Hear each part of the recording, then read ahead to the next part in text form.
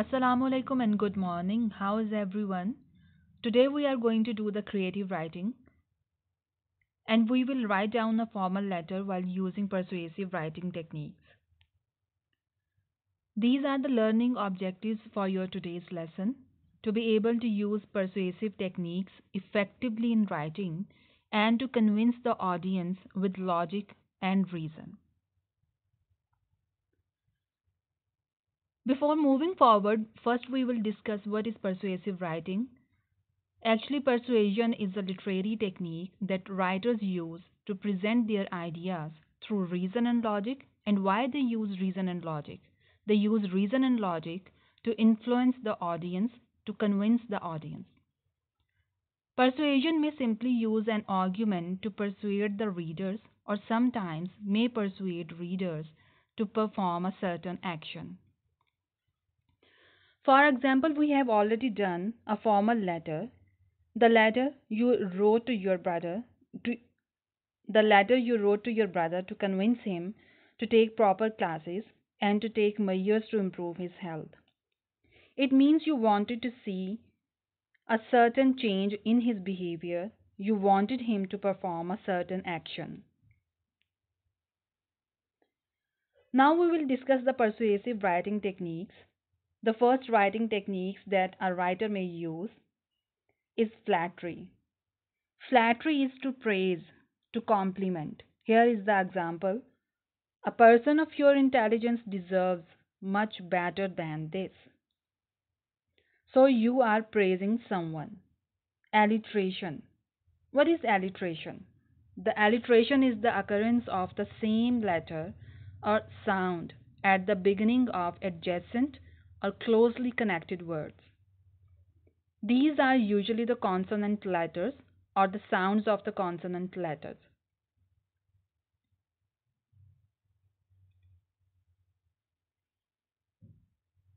And these are used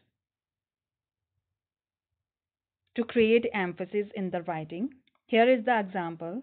And I can tell you, it is lovely to see the busy bees buzzing in the light of the bright and blazing sun. Here you can notice the repetition of the consonant sound B, the letter B, and the writer has used it to create the emphasis. Rhetorical questions. What is a rhetorical question? Usually the questions are asked to get some answer from the audience from someone.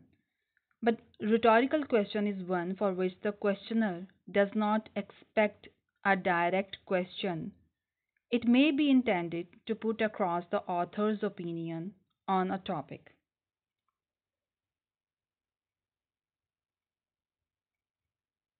Who doesn't want success?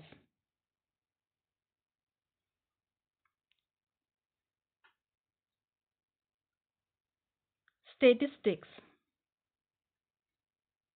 A writer provides factual data used in a persuasive way to convince the audience. Suppose 80% of people agreed that this would change their community for the better. Personal pronoun. While convincing someone, one has to use the personal pronoun. And what are the personal pronouns? I, you, and we. Here is an example of the use of personal pronouns. You are the key to this entire idea succeeding.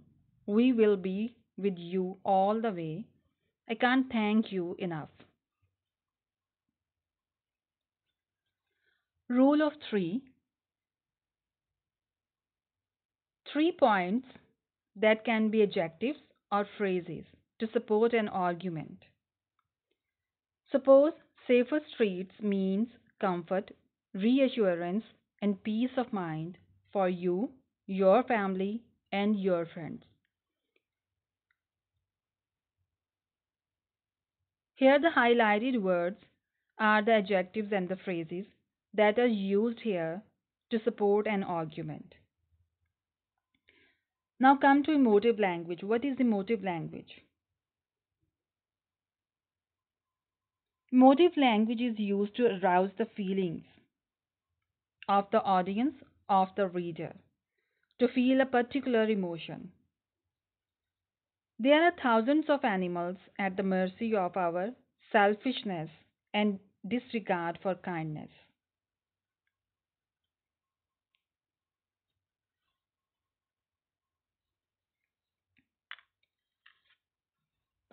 As you know that there are two types of letter writing. One is informal and one is formal.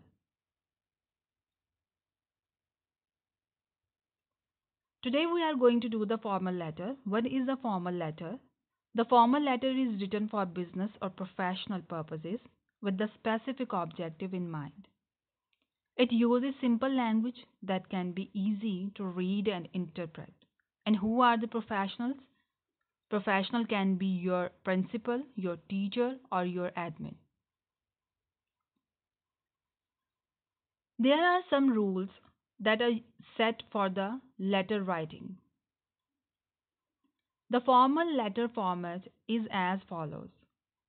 First of all, a writer will write down the sender's details or the address.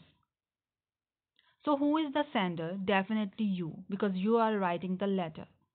So, you are the sender of the letter. The sender's details should be displayed on the top left of the page.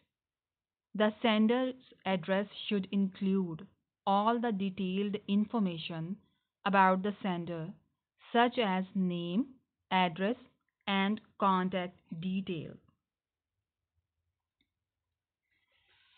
As you are the student of Lahore Grammar School and you are going to write a letter as a student, so you will write down first of all your name at the top left corner of the page.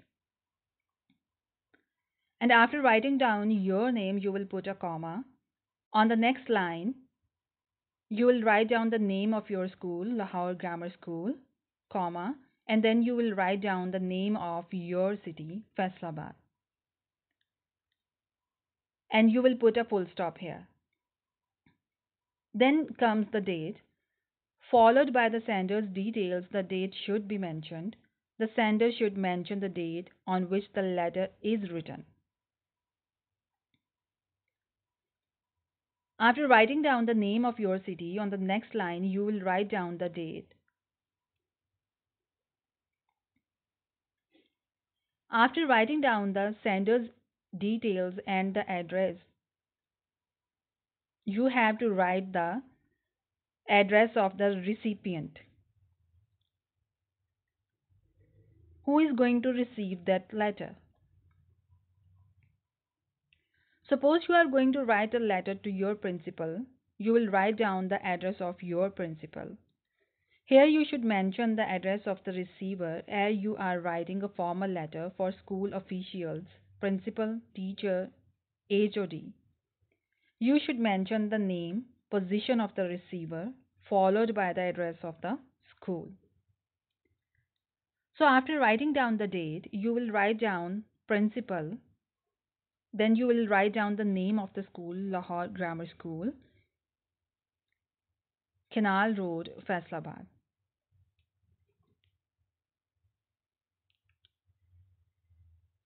After writing down the address of the sender and the recipient, one has to write down the subject of the formal letter, followed by the receiver's details. You must include the subject line. Basically, this subject line talks about the purpose of your letter. You have to precisely state the purpose of writing this letter. Then there comes the turn of salutation. What is salutation? You should greet the person to whom you are writing the letter.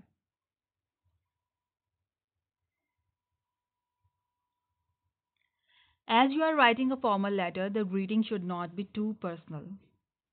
Suppose when you have to write a letter to your principal or your teacher, you will not use the words as lovely teacher, lovely principal, or dear principal or dear teacher. It is better to use respected teacher, respected principal. Then we move towards the body of the letter. As you know, basically the body of the letter is divided into three parts, which are as under.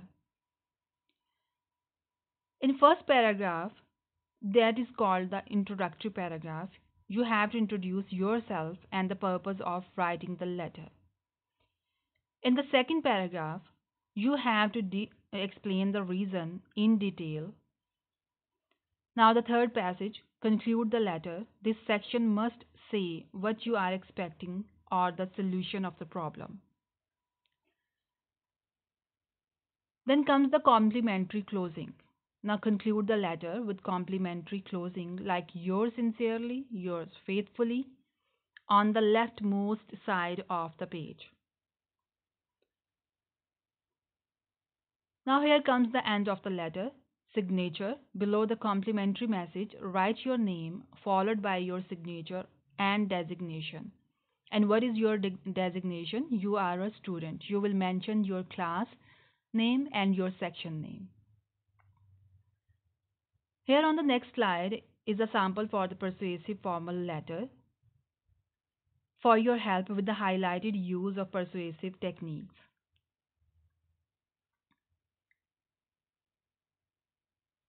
Flattery, point of view, rhetorical question, facts, opinions, emotive language, and alliteration. So you can take help from this format, from this sample.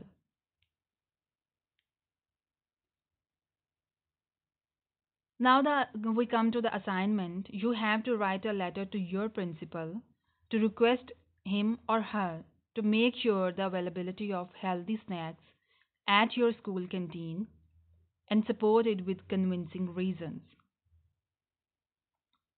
Thank you.